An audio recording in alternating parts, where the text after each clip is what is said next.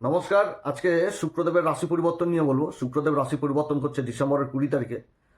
তার পরিবর্তনের সময়সীমা হচ্ছে জানুয়ারি মাসের 12 তারিখ পর্যন্ত অবস্থান করবে ধনু রাশিতে।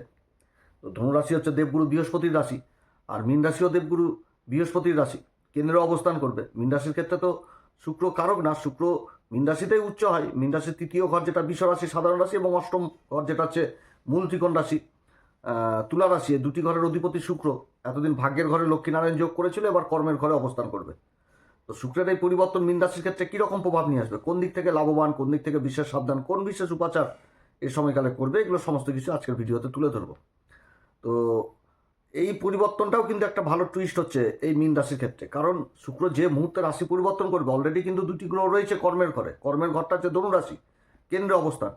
তো সূর্যও রয়েছে, মঙ্গলও রয়েছে। এবার মঙ্গলও তো অস্ত। এবার শুক্র হচ্ছে মীন রাশিতে যেরকম উচ্চ হয়, সেরকম তৃতীয় ঘর আর অষ্টম ঘরের অধিপতি, অষ্টমপতি, সংঘর্ষের ঘর, কর্মের ঘরে আসবে। তো কোন দিক থেকে লাভবান হবে এই সময়কালে, না একদম এই মীন রাশির অবস্থা কেরোসিন হবে, সমস্ত কিছু তুলে ধরবো। কারণ শুক্র কর্মের ঘরে অবস্থান করবে সূর্যের সাথে, এবং মঙ্গলের সাথে অবস্থান অষ্টমপতি শুক্র। তো সবার প্রথমেই দেখতে হবে যে এই এই গোচরে দেবগুরু বৃহস্পতির সাথে কোনো রকম সম্পর্ক ভালো উঠছে কিনা। যদি রাশির অধিপতি দেবগুরু বৃহস্পতির সাথে মিত্রতা সম্পর্ক উঠে আসে, তৎকালীন মিত্রতা সম্পর্ক, তাহলে তো এই গোচরটা যথেষ্ট ভালো ফল দিবে। এবং গুরুর রাশিতেই শুক্র অবস্থান করবে। গুরুর ঘরে, এক গুরুর ঘরে আরেক গুরু যাচ্ছে, দৈত্য গুরুর অবস্থান। এবং এই দুই গুরুই হচ্ছে আমাদের জ্যোতিষশাস্ত্রে আচার্যর ভূমিকা পালন করে। তো যার জন্য কিন্তু এই গোচরটা খুব ভালো, একটা বিশেষভাবে প্রভাব ফেলবে এই মীন রাশির ক্ষেত্রে। তো সবার প্রথমে দেখতে হবে দেবগুরু বৃহস্পতির সাথে শুক্রের কোনো রকম তৎকালীন সম্পর্ক উঠে এসছে কিনা। যদি তৎকালীন সম্পর্ক উঠে না আসে, তাহলে কিন্তু এখানটাতে অনেক রকম সমস্যা তৈরি হবে মীন রাশির ক্ষেত্রে। তো যাই হোক, দেবগুরু বৃহস্পতি যে অবস্থানটা বর্তমানে রয়েছে, দেবগুরু বৃহস্পতিও তো কেন্দ্র অবস্থান করছে। কেন্দ্র অবস্থান করলে এমনি হাজারটা দোষ সমান করে দেবে। সেটা হচ্ছে কোথায়, মিথুন রাশিতে অবস্থান করছে। মিথুন রাশিটা হচ্ছে কি বুধের রাশি। তাহলে এইখান থেকে একটা তৎকালীন মিত্রতার সম্পর্ক উঠে আসছে। এবার রাশির উপর আবার শনি অবস্থান করছে, শনির সাথে সাথে চলছে। তাহলে এখান থেকেও কিন্তু একটা তৎকালীন সম্পর্ক উঠে আসছে। অর্থাৎ এই সময়কালে দেবগুরু বৃহস্পতি যেরকম এই শুক্রের উপর দৃষ্টি রাখছে, শুক্র মঙ্গল তারপরে সূর্যের উপরে দৃষ্টি রাখছে, সেরকম কিন্তু শনিরও দৃষ্টি রাখছে। আর তার সাথে কিন্তু গুরুবত আবার কেতুরও কিন্তু প্রভাব থাকছে।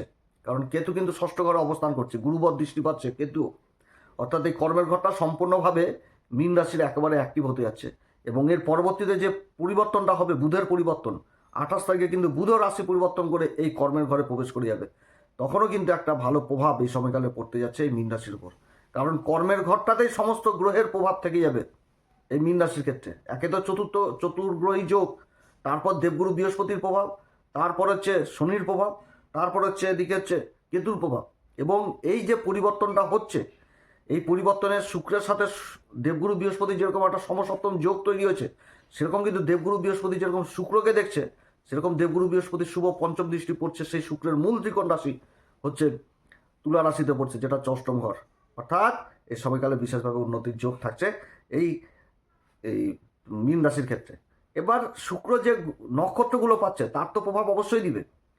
কারণ শুক্র যখন রাশি পরিবর্তন করবে, তখন কিন্তু চলে আসবে হচ্ছে মূল নক্ষত্রে, তারপরে পূর্বাষাঢ়া নক্ষত্রে, নিজের নক্ষত্রে, তারপরে চলে আসবে উত্তরাষাঢ়া নক্ষত্রে, সূর্যদেবের নক্ষত্রে।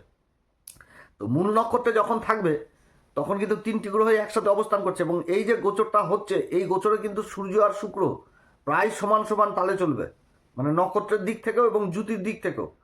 কারণ এই সময়কালে সূর্যও থাকছে এই মূল নক্ষত্রে, আবার মঙ্গলও থাকছে। মঙ্গল 25 তারিখ পর্যন্ত থেকে তারপর কিন্তু পূর্বাষাঢ়াতে প্রবেশ করবে, এবং যত রকম উত্তপ্ত করবে কিন্তু এই মঙ্গল। কারণ মঙ্গল হচ্ছে ঊর্জার কারক, আর সূর্য তা আছেই কর্মের করে, আর শুক্র তো অবস্থান করছে। তো শুক্র জিনিসটা কি, প্রতিভা। শুক্র জিনিস হচ্ছে প্রতিভা, তারপর হচ্ছে আকর্ষণ ক্ষমতা, তারপর ঐশ্বর্য ধনসম্পত্তির কারকও শুক্র। তো শুক্র মানে আবার সুখ শান্তি, তো সুখ শান্তি সবাই চাই। তো কর্মের ঘরে এই যে জিনিসটা হতে যাচ্ছে, এটা কিন্তু অনেক দিক থেকে প্রভাব ফেলবে এই মীন রাশির ক্ষেত্রে। কর্মক্ষেত্রে বিশেষ প্রভাব থাকবে। যখনই মূল নক্ষত্রে চলে আসবে এই তিনটি গ্রহ, তো মূল নক্ষত্রে সূর্যের প্রভাব কর্মক্ষেত্রে, আবার শুক্রও চলে আসলো। তো মূল নক্ষত্রটাকে কি বলা হয়, বিনাশকারী নক্ষত্র বলা হয়। যে বিনাশ করবে, কিসের বিনাশ করবে, সেটা অশুভ শক্তির বিনাশ করবে।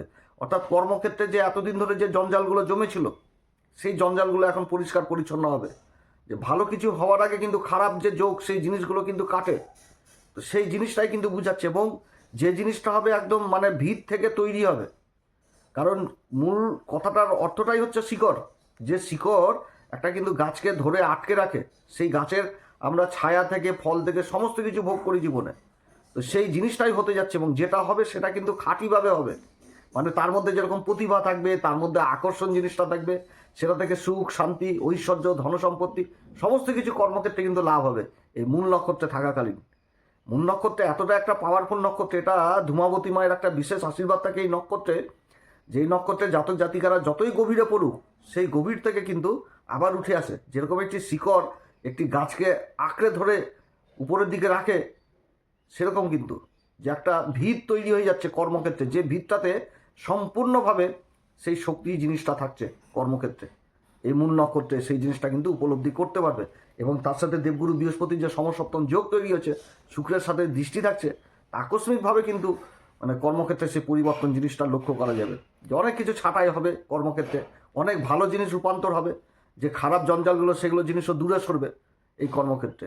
সেরকম কর্মক্ষেত্রে আবার উচ্চ আধিকারিক পোস্টে যারা রয়েছেন তাদের জন্য আবার কিন্তু যেরকম কর্মলাভ বা কর্মক্ষেত্রে প্রমোশন, সেরকম কর্মক্ষেত্রে কিন্তু আবার ওই দূরযাত্রাও জিনিসটা বোঝাচ্ছে। আবার যোগাযোগ ব্যবস্থাও কিন্তু এখানটাতে ব্যাপক হবে এই সময়কালে। যারা কর্মের যোগাযোগ করছেন, কর্মের সন্ধান করছেন, সেই কাজগুলোও কিন্তু হবে দুই গুরুর জ্ঞানের দ্বারা। এখানটাতে কর্মের একটা যথেষ্ট ভালো পরিস্থিতি তৈরি হতে যাচ্ছে মূল নক্ষত্রে। তবে মূল নক্ষত্রের যে ভালো গুণগুলো সেটাই তো তুলে ধরলাম, খারাপ গুণও রয়েছে, কারণ এখানটাতে শুক্র ইনভলভ হয়ে গেছে এবার। আর মঙ্গলও থাকছে 25 তারিখ পর্যন্ত, আর সূর্যও থাকছে। অতএব এই সময়কালে কিন্তু ব্যভিচার দিকে কিন্তু এগোনো যাবে না।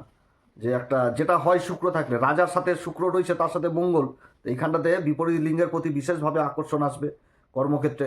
এই জায়গাগুলো বদনাম হওয়ারও কিন্তু প্রবল সম্ভাবনা থাকবে এই সময়কালে কর্মক্ষেত্রে। অতএব এই দিক থেকে বিশেষভাবে একটু সাবধানে থাকতে হবে এই মীন রাশির জাতক জাতিকাদের। না তো মূল নক্ষত্রে কর্মের ঘরে অনেক দিক থেকে সফলতা দিবে এই শুক্রের এই গোচর।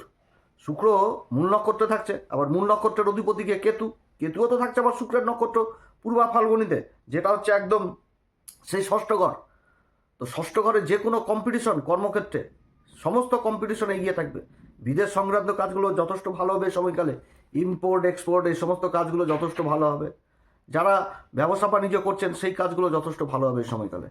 তো যাই হোক, এরকম একটা গোচর হচ্ছে, এবং মূল নক্ষত্রে থাকবে ডিসেম্বরের 30 তারিখ পর্যন্ত, 20 তারিখ থেকে 30 তারিখ। তারপরে আবার চলে আসবে হচ্ছে পূর্বাষাঢ়া নক্ষত্রে।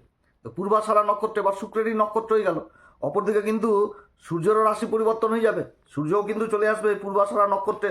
সেটা হচ্ছে পূর্বাষাঢ়া নক্ষত্রে সূর্য চলে আসবে হচ্ছে 29শে ডিসেম্বর। অর্থাৎ সূর্য আর শুক্রের যে মানে পরিবর্তনগুলো, সেই পরিবর্তনগুলো কিন্তু সমান তালে তালে চলবে। সূর্যও চলে আসবে পূর্বাষাঢ়া নক্ষত্রে। পূর্বাষাঢ়া নক্ষত্রটা একদম মোটিভেশন নক্ষত্র। শুক্র যখন এখানটাতে অবস্থান করবে কর্মক্ষেত্রে কিন্তু যেরকম নিজের প্রতিভা নিজের গুণ এগুলোকে উঠিয়ে ধরবে, সেরকম কিন্তু কর্মকে এগিয়ে নিয়ে চলার একটা যে প্রবণতা সেটা কিন্তু থাকবে, এবং সেটা নিজের মধ্যেও থাকবে, এবং এই সমস্ত জাতক জাতিকাদের সাথে যারা উঠা বসা করবে তাদের মধ্যেও সেই জিনিসটা নিয়ে চলে আসবে, যে এগিয়ে চলার মতন একটা ক্ষমতা। 7.5 তো চলছে, 7.5 মধ্যে বহু মীন রাশির জাতক জাতিকাদের চ্যালেঞ্জের মুখোমুখি, যে আর কি করব জীবনে, ভাল লাগছে না, অনেক কিছু করলাম, আমার দ্বারা হবে না, আমি আর কাজ করব না, আমি ছেড়ে দেবো, আমি অন্য কোথাও চলে যাব। এই যে চিন্তা ভাবনা নেগেটিভ চিন্তা, সেটা পজিটিভ হয়ে যাবে, যে না আমার দ্বারাই হবে, আমি পারবো, আমি চলতে পারবো, আমাকে কর্ম করতে হবে, উঠে দাঁড়াতে হবে। সমস্ত কিছু চিন্তা ভাবনা কিন্তু চলে আসবে এই পূর্বাষাঢ়াতে, যখন এই শুক্র অবস্থান করবে, সূর্য অবস্থান করবে। আর ওদিক থেকে তো 25 তারিখে আবার মঙ্গল পূর্বাষাঢ়াতে ঢুকে যাচ্ছে, এবং শুক্রের যে পরিবর্তনটা হচ্ছে, এরপরে আবার বুধও চলে আসবে মূল নক্ষত্রে। বুধ তো 28 তারিখে রাশি পরিবর্তন করবে, তখন 4টি গ্রহের অবস্থানই হবে এই কর্মের ঘরে। তো তখন বিশেষভাবে আলোচনা করব, কারণ বুধও তো কেন্দ্রের 2টি ঘরের অধিপতি। এই বুধ হচ্ছে কিসের, যে চতুর্থ ঘর এবং সপ্তম ঘরের অধিপতি বুধ কর্মের ঘরে অবস্থান করবে। তো চারিদিক থেকে কিন্তু এই 7.5-এর মধ্যেও একটা ভালো জায়গা মানে তৈরি হচ্ছে মীন রাশির ক্ষেত্রে। পূর্বাষাঢ়া নক্ষত্র মানে খুবই ভালো নক্ষত্র, এবং এই নক্ষত্রের যে সিম্বল সেটাকে দেওয়া হয়েছে কুলা। কুলা বলতে যে কুলা দিয়ে খাদ্যশস্য ঝাড়া হয়, যে আসল যে কুড়া নোংরাগুলো, সেই নোংরাগুলোকে বাইরে ফেলে দিয়ে ভালো জিনিসটাকে গ্রহণ করা, সেই জিনিসটাকে। এবং এই সময়কালে কর্মক্ষেত্রে মান সম্মান পদ প্রতিষ্ঠাও লাভ হবে, কারণ এর আরও একটি সিম্বল দেওয়া হয়েছে আমাদের জ্যোতিষশাস্ত্রে, সেটা কিন্তু হাতির দাঁতকে বোঝাচ্ছে। তো হাতির দাঁত কিন্তু সবসময় দামি মূল্যবান জিনিসকেই বুঝায়। তো সেই জিনিসটা কিন্তু অর্থাৎ কর্মক্ষেত্রে কিন্তু অপ্রাপ্তির প্রাপ্তি ঘটতে যাচ্ছে, কারণ গুরু দ্বারা দৃষ্টি হচ্ছে। তো যারা কর্মক্ষেত্রে কর্মের সন্ধান, আকস্মিকভাবে তাদের কিন্তু উন্নতির যোগ। যারা ইন্স্যুরেন্স জড়িত, কমিশন জড়িত কাজের সাথে যুক্ত রয়েছেন, ফাইন্যান্স ডিপার্টমেন্টের সাথে যুক্ত রয়েছেন, তারা বিশেষভাবে এই সময়কালে সফলতা পাবে। যোগাযোগ ব্যবস্থায় যারা যুক্ত রয়েছেন, মিডিয়া সেক্টরে যারা যুক্ত রয়েছেন, যারা চ্যাটার অ্যাকাউন্টেন্ট হিসাবে যুক্ত রয়েছেন, অ্যাডভাইজার হিসাবে কাজ করছেন, সোশ্যাল মিডিয়াতে অ্যাক্টিভ রয়েছেন, এগুলোতে বিশেষভাবে একটা ভালো উন্নতি থাকছে মীন রাশির। কারণ আমি কি বললাম প্রথমে, যে নক্ষত্রটা পূর্বাষাঢ়া নক্ষত্রের মধ্যে একটা স্ফূর্তি যথেষ্ট থাকে এবং খুব জ্ঞানী হয়, যে জিনিসগুলো এখন মানে সমাজে আসবে সেটার সাথে প্রতিভা যোগ হয়ে চলে আসবে, নিজের গুণ প্রতিভা এগুলো দেখার মতন হবে কর্মক্ষেত্রে এই মীন রাশির। কারণ মীন রাশিতে আবার শুক্রও কিন্তু উচ্চ হয়ে যায়, শনি দ্বারা দৃষ্ট, এবং কিন্তু কেতুর গুরুবদ দৃষ্টিও পড়ছে, আবার দেবগুরু বৃহস্পতির সপ্তম দৃষ্টিও পড়ছে, এবং দেবগুরু বৃহস্পতি কিন্তু মূল ত্রিকোণ রাশি এই শুক্রের তুলা রাশিকেও দেখছে, অর্থাৎ রাশির অধিপতিকেও যেরকম দেখছে, রাশিকেও মানে রাশির অধিপতিকেও দেখছে, আবার শুক্রকেও দেখছে। হেভি কিন্তু এই পূর্বাষাঢ়া নক্ষত্রে ভালো ফল পেতে যাচ্ছে এই মীন রাশি। এরপরে যখন আবার এই শুক্রের পরিবর্তন হবে, সেটা হচ্ছে 10ই জানুয়ারিতে শুক্র কিন্তু উত্তরাষাঢ়াতে প্রবেশ করবে। উত্তরাষাঢ়া সূর্যের নক্ষত্রে এই সময়কালে আবার সূর্যও কিন্তু উত্তরাষাঢ়াতে চলে আসবে। এই সময়কালেও নিজেদের কর্মক্ষেত্রে বিশেষ উন্নতি, প্রশাসনিক যারা কাজের সাথে যারা যুক্ত রয়েছেন, প্রশাসনিক কাজের সাথে, হ্যাঁ সেই সমস্ত কাজে, সরকারি বেসরকারি কাজের সাথেও যারা যুক্ত রয়েছেন তারাও বিশেষভাবে এই সময়কালে লাভবান হবে। সরকারকে যারা মাল সাপ্লাই করছেন, সরকারি ডকুমেন্টেন্সির কাজগুলো যথেষ্ট ভালো হবে। ইন্স্যুরেন্স, ফাইন্যান্স, এগুলো তো বললাম। যারা আবার কোর্ট কেস মোকদ্দমায় ঝুলছেন বহুদিন ধরে, সেই সমস্ত জায়গাতে জয়ী লাভ হওয়ার প্রবল সম্ভাবনা থাকবে মীন রাশির। অর্থাৎ এই গোচরটা খুবই ভালো গোচর হতে যাচ্ছে। যদি দেবগুরু বৃহস্পতির সাথে তৎকালীন সম্পর্কটা না উঠতো, তাহলেই কিন্তু অষ্টমপতি শুক্র এখানটাতে ডিস্টার্ব করতো, এই জিনিসটা করতে। হ্যাঁ, ডিস্টার্ব হবে, প্রত্যেকটি নক্ষত্রের যে ভালো ফল সেটাও না। পূর্বাষাঢ়া নক্ষত্র খারাপ রয়েছে, আবার উত্তরাষাঢ়া নক্ষত্রেও খারাপ ফল রয়েছে। উত্তরাষাঢ়া নক্ষত্র, পূর্বাষাঢ়া নক্ষত্রে এবার শুক্র যেহেতু অবস্থান করছে সূর্য আর মঙ্গলের সাথে, এখানটাতে কাম ভাবনা, একটা ইন্টারনাল অ্যাফেয়ার, বিপরীত লিঙ্গের প্রতি একটা বিশেষভাবে আকর্ষণ, নিজের শখ, আনন্দ ফুর্তি, বদ অভ্যাস, বদ নেশা, এগুলো কিন্তু জাগরণ করবে। অতএব এদিক থেকে কিন্তু যথেষ্ট দূরে থাকতে হবে এই মীন রাশিকে। নিজের বদনামের জায়গাগুলোকে সঠিকভাবে ঠিক রাখতে হবে, যে কোথাও যেন বদনাম না হয়ে যায়, কোথাও যেন ছোট না হয়ে যায়, এগুলো কিন্তু যথেষ্ট খেয়াল রাখতে হবে মীন রাশিকে। তাহলে চারিদিক থেকে কিন্তু এই সময়কালে বিশেষ উন্নতি। এই সময়কালে কোন উপাচার করবে? প্রত্যেকদিন হনুমান চল্লিশা, বজরংবাণ, শ্রীরাম সীতার প্রণাম মন্ত্র সহকারে পাঠ করবেন, সূর্যদেবকে অর্ঘ্য দিবেন, পিতামাতার আশীর্বাদ নেবেন, গাই গরুর বিশেষভাবে সেবা করবেন, গাই গরুকে রুটির মানে আটার রুটির জাতীয় খাবার বস্তু খেতে দিবেন, সবুজ জাতীয় খাবার খেতে দিবেন, যথেষ্ট ভালো। শুক্রবার করে মা ভগবতী মাকে লাল পুষ্প অর্পণ করবেন, যথেষ্ট ভালো প্রভাব পড়বে এই সময়কালে। হেভি নক্ষত্র, খুবই সুন্দর নক্ষত্রগুলো পাচ্ছে। মূল নক্ষত্র, তারপরে হচ্ছে ওই পূর্বাষাঢ়া নক্ষত্র, তারপরে হচ্ছে উত্তরাষাঢ়া নক্ষত্র। তো যাই হোক, অনেক কথা আলোচনা করলাম, এরপরে আবার আসবো। আপনারা সবাই ভালো থাকেন। যদি অনুষ্ঠান ভালো লাগে তাহলে নিজের ভেবে অবশ্যই লাইক করবেন, শেয়ার করবেন, সাবস্ক্রাইব করবেন। নমস্কার, ধন্যবাদ।